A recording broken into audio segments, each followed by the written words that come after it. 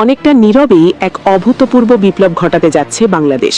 হ্যাঁ, বাংলাদেশ এবার সরাসরি কিনতে যাচ্ছে তার আকাশ সীমার সার্বভৌমত্ব। তুরস্কে তৈরি sipper long range air defence system কিনতে যাচ্ছে বাংলাদেশ, যা বিশ্বখ্যাত ইসরায়েলি আয়রন ডোমের মতোই কার্যকর। বরং অনেক সামরিক বিশ্লেষকের মতে সিপার আয়রন ডোমের চেয়েও বহুগুণ শক্তিশালী। কিন্তু কেন? এর ভেতরে কি এমন প্রযুক্তি আছে যা একে এতটা ভরসাযোগ্য করে তুলেছে? আর কেনই বা বাংলাদেশ এত দ্রুত এই সিদ্ধান্ত নিচ্ছে? বর্তমানে বাংলাদেশের হাতে তেমন শক্তিশালী কোনো এয়ার ডিফেন্স সিস্টেম নেই, ফলে দেশের আকাশ সীমা অনেকটাই ঝুঁকির মধ্যে। একটি দেশের জন্য আকাশ প্রতিরক্ষা যে কতটা গুরুত্বপূর্ণ তার বাস্তব উদাহরণ ইরান ইসরায়েল সংঘাত। উন্নত এয়ার ডিফেন্স না থাকলে একটি দেশ খুব দ্রুতই দুর্বল হয়ে পড়ে।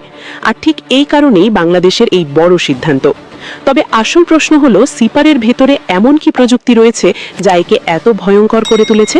সিপারের প্রতিটি ইন্টারসেপ্টর মিসাইলের রেঞ্জ প্রায় 100 থেকে 200 কিলোমিটার। অন্যদিকে আয়রন ডোমের রেঞ্জ মাত্র 4 থেকে 70 কিলোমিটার। অর্থাৎ দূরপাল্লার প্রতিরক্ষায় সিপার অনেক এগিয়ে।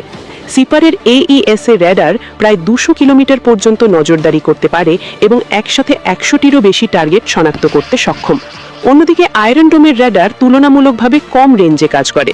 শুধু শনাক্ত করাই নয়, সিপার একসাথে একাধিক টার্গেটে আঘাত হানতে পারে।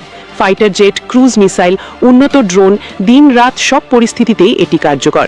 এমনকি শত্রুর ইলেকট্রনিক জ্যামিং সিস্টেমকেও অনেকাংশে অকার্যকর করে দিতে পারে। অন্যদিকে আয়রন ডোম মূলত স্বল্প পাল্লার রকেট, ড্রোন শেল ও মর্টার শেল প্রতিহত করার জন্য তৈরি। তাই বলা যায়, স্বল্প দূরত্বে আয়রন ডোম কার্যকর হলেও দীর্ঘ পাল্লার আকাশ প্রতিরক্ষায় সিপার অনেক বেশি শক্তিশালী।